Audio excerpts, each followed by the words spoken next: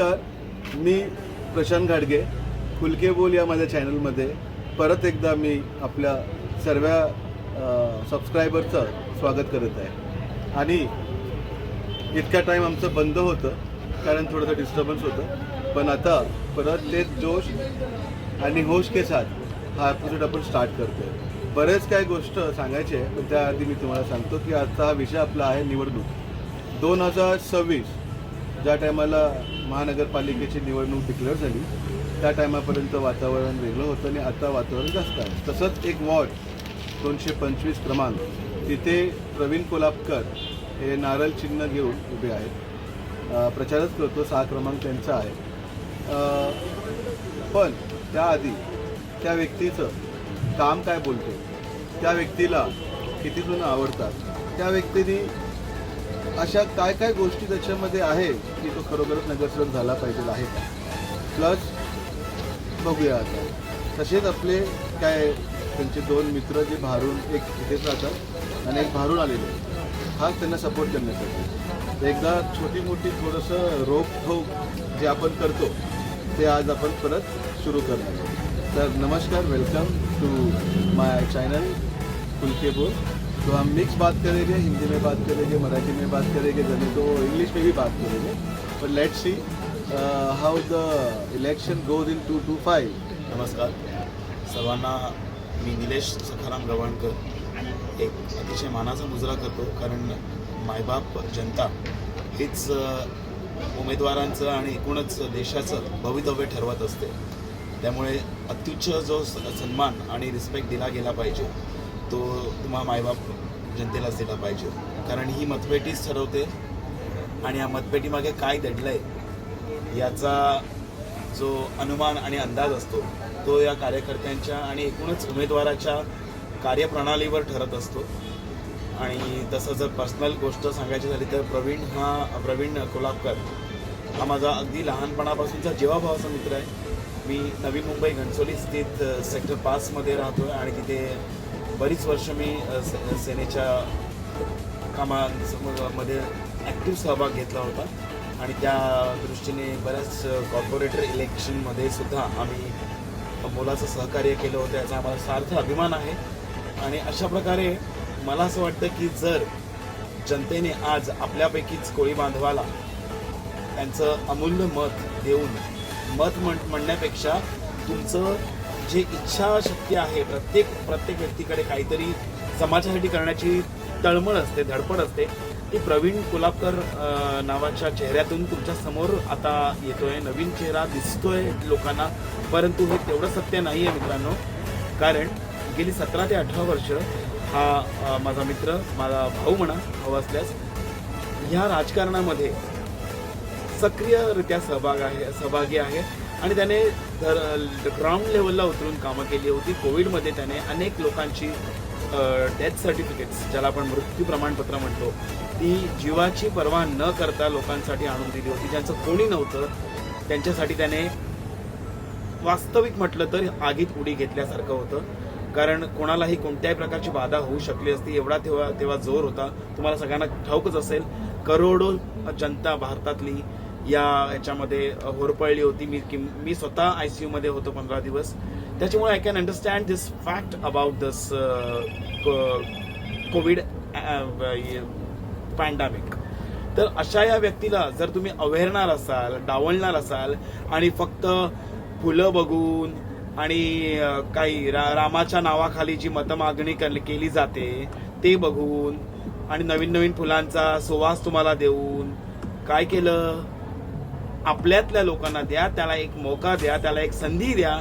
आणि जर त्या संधीचं त्याने सोनं नाही केलं तर तुमच्याकडे आहे की हत्यार, पुढच्या वर्षी त्याला नका देऊ, पुढच्या वेळेला त्याला नका बोलू तुमच्या समोर, पण एक किमान आपल्या बांधवाला एक संधी द्यायला काय हरकत आहे. पण या टायमाला आपल्याकडे स्वतःहून की मला ही 2 शब्द बोलायचं आहे, ते कोण आहेत, त्यांचं नाव काय आहे, या सर्व गोष्ट तुम्ही स्वतःहूनच ऐकलं तर बरं होईल.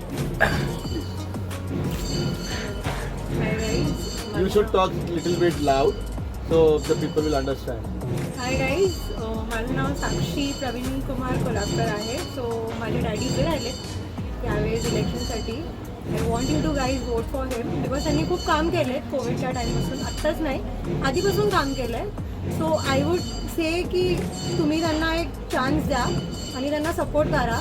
नॉट जस्ट कोल्ही लोक बट सर्व कोल्हापूर जे पण आहेत कुलाब्यात राहणारे, त्यांनी सर्वांनी बघितलं त्यांचं काम, ते काय करतात, काय केलं आहे त्यांनी. त्यासाठी माझं सजेशन आहे की तुम्ही त्यांना वोट करा, तुमच्या फॅमिली फ्रेंड्सला सांगा वोट करायला आणि त्यांना बहुमताने जिंकवा. थँक्यू. पण मतदान कुठे करणार, किती तारखेला करणार, कशावरती करणार? 15 तारखेला नंबर 6 नारळ. सो प्लीज वोट फॉर नारळ. तर जो देवाला प्रिय आहे त्या नारळाची गोष्ट करत आहेत.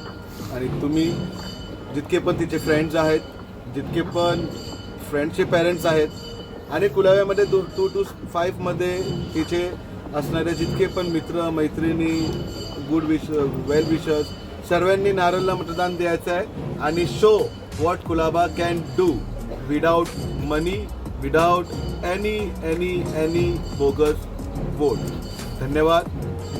आजचा हा विषय अजून वाढणार आहे. आज आपल्या एक कुलाब्याचे रहिवासी, समाजाचे रहिवासी, त्यांच्या मनात येणाऱ्या 15 तारखेला निवडणूक जी येणार आहे त्यामध्ये मतदान करताना मतदार राजांनी काय विचार करावा आणि नगरसेवक कसा असावा, असं 2 शब्द मी त्यांच्याकडून त्यांचे विचार मांडण्याचा मी प्रयत्न करते. त्यांनी बोलावं.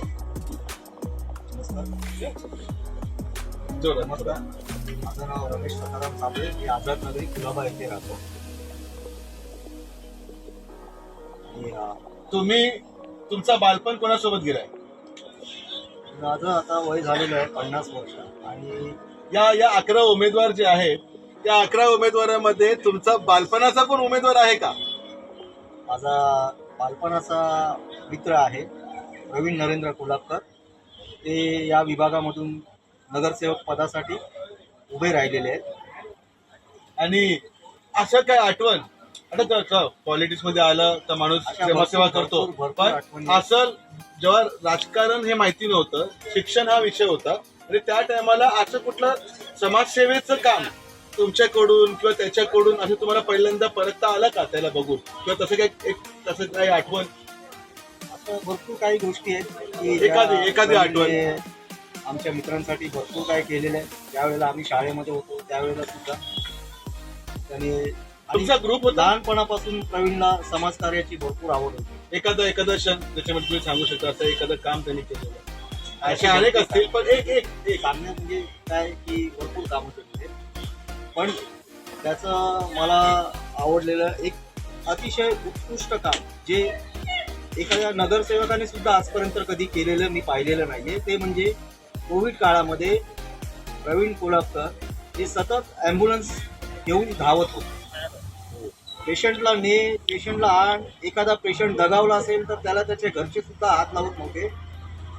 तिथे प्रवीण कोल्हापूर हे स्वतः त्या पेशंटची डेथ बॉडी घेऊन जायचे आणि त्यांचं नंतरचा जो काय फ्युनरलचा कार्यक्रम असायचा ते स्वतः त्या धर्माच्या, जातीच्या, समाजाच्या पद्धतीने स्वतः करत होते. म्हणजे जिथे काम त्यांनी केले. म्हणजे तुमचं मत असं आहे की जे मृत्यू म्हणजे जे डेड बॉडीज होते, फॅमिलीनी त्यांना जवळ घेतलं नाही, पण प्रवीण कोल्हापूर यांनी घेतलं. हो, म्हणजे हे तुमचं सगळ्यात आवडतं क्षण. खूप कारण कोविड काळामध्ये लोकांना घराच्या बाहेर सुद्धा पडता येत नव्हतं अशी परिस्थिती होती. आणि हा माणूस पडला तेव्हा. आणि त्या परिस्थितीमध्ये एक म्हणतात ना की आपण ऐकतो गोष्टींमध्ये की देवदूत आला. हो, त्या प्रकारे प्रवीण नरेंद्र कोल्हापूर यांचं काम होतं. ते सतत 24 तास ॲम्ब्युलन्सच्या बाहेर पडलेच नाहीत. कधी पडले, एखादं प्रेत घेऊन जायचंय स्मशानभूमीमध्ये, त्यावेळेला ते प्रेत घेऊनच बाहेर पडायचे आणि त्या प्रेताची विल्हेवाट लावायचे. ते सुद्धा तो कोणत्या समाजाचा आहे, कोणत्या धर्माचा आहे, त्या सगळ्या परंपरेनुसारच, त्या रिवाजानुसारच ते त्या प्रेतांची विल्हेवाट लावायची. म्हणजे आज जे उमेदवार जितकेही मतं मागायला फिरत आहेत दारोदारी, यांच्या म्हणजे मोजमाप आपण मीटर जर मोजला तर खऱ्या मनाने ज्या टायमाला डोर टू डोर जायला पाहिजे होतं एखाद्या सोशल ऍक्टिव्हिस्टनी, एखाद्या समाजसेवकाने, जो म्हणतोय की मला समाजासाठी काम करायचं आहे, अशा सर्व उमेदवारांनी या विषय जे काय लोक आज उमेदवार म्हणून 225 मध्ये आहेत, जे त्या टायमाला बाहेर पडले नाही पण आज बाहेर पडले. या लोकांचं तुमचं म्हणजे असं त्या टायमाला बाहेर पडले नाही आणि आज पडले. त्या टायमाला असं काय विषय होता की बाहेर पडता आलं नाही त्यांना, आणि आज काय समजून ते बाहेर पडत आहेत. त्या टायमाला घरोघरी जाऊन तुम्ही कसे आहात. कोविडच्या टायमाला 2 वर्ष लोक घरात होते, आजारी होते, बेहाल होतात, उपाशी पोटी राहत होते. त्या टायमाला जो बाहेर पडला, आज तो उमेदवार म्हणून उभा आहे. आणि बाकी उमेदवार हे जे त्या टायमाला बाहेर नाही पडले, अशा उमेदवाराला आज जे ते प्रचाराला बाहेर पडलेले आहेत, त्यांच्यासाठी तुमचं काय उत्तर काय आहे त्यांना, अशा जे आज पडतात घरोघरी मागायला आज जे मतदान मागायला दारोदारी येत आहेत, तर पहिली गोष्ट तर मी तुम्हाला इथे असं सांगेन की पुराव्यावरती घराणेशाही लादली जाते. पुराव्यामध्ये घराणेशाही लादली जाते. दुसरं एक की प्रवीण नरेंद्र कोल्हाटकर याला लहानपणापासूनच समाजकार्य करायची आवड होती, म्हणून त्याने शिवसेना या पक्षामध्ये प्रवेश घेतला आणि 25 वर्ष तो शिवसेना या पक्षामध्ये सतत कार्यशील होता, शाखाध्यक्ष होता. परंतु जेव्हा त्याने नगरसेवक पदासाठी इच्छुक असल्याचं सांगितलं आणि तिकीट मागितलं, त्यावेळेला त्याला डावललं गेलं, कारण तिथे एक बड्या आसामीच्या मुलाला जो वर्षभरापासून किंवा दीड वर्षापासून सेनेमध्ये प्रवेश घेतला आणि त्याला ते तिकीट दिलं गेलं.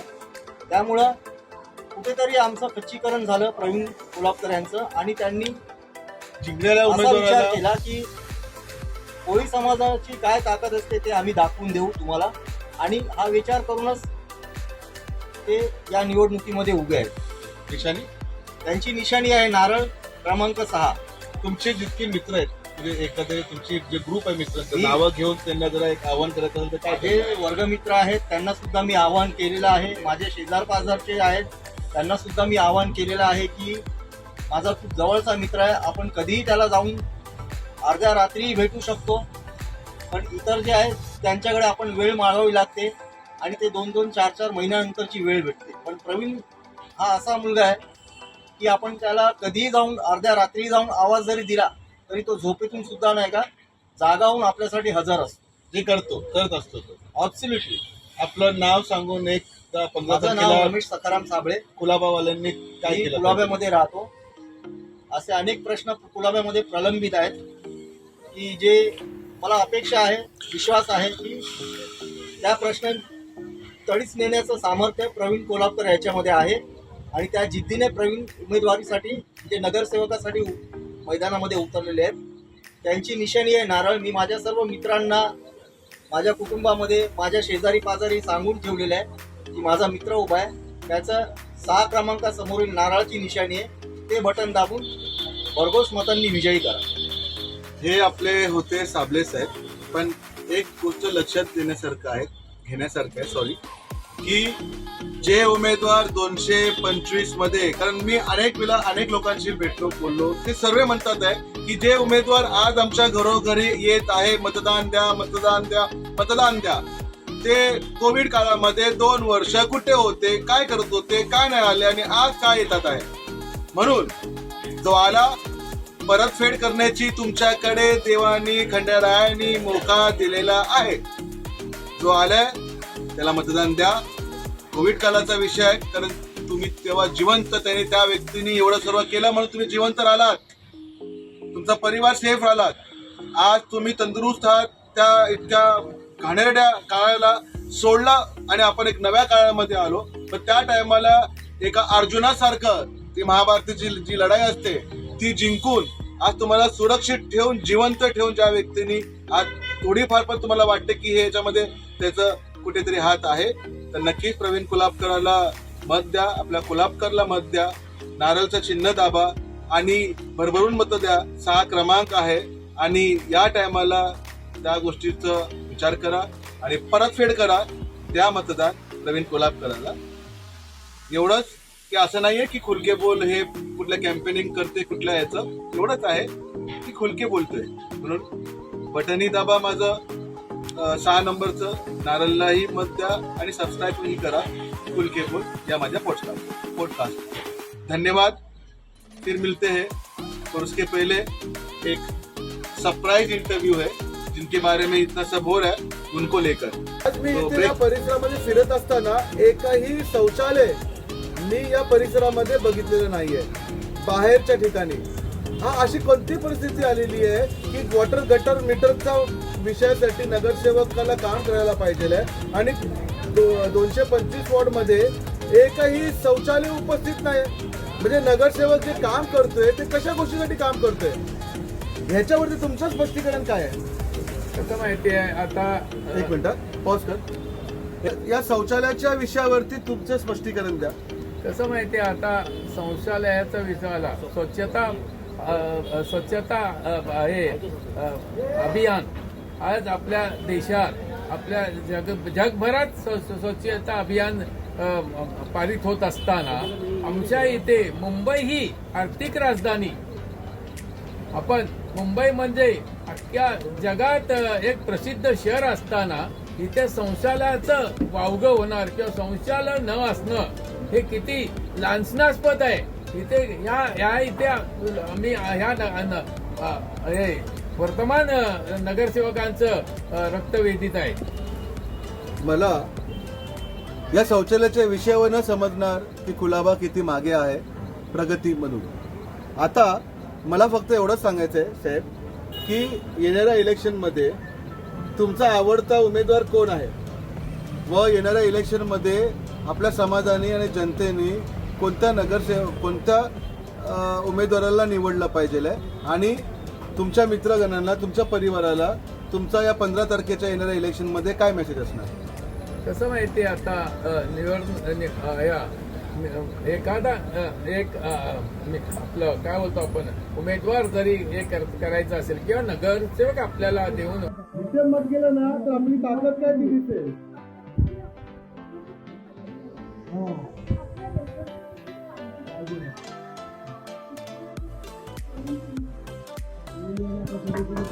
अरे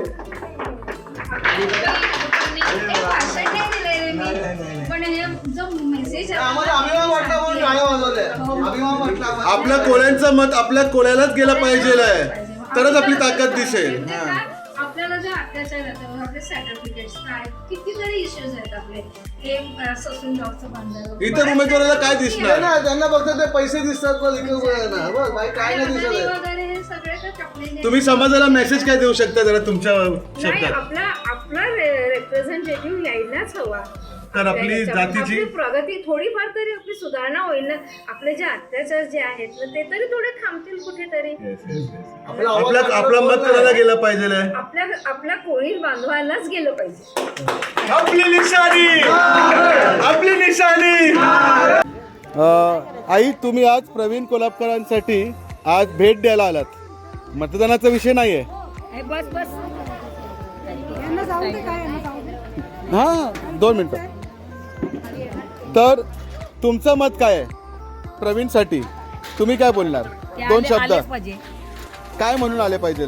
काय म्हणून म्हणजे कार्यकर्ते म्हणून आले पाहिजे आणि समाजाच्या बाबतीत समाज पाहिजे आम्हाला मुलगा जर आमचा आला ना तर आम्हाला अभिनंदन आहे।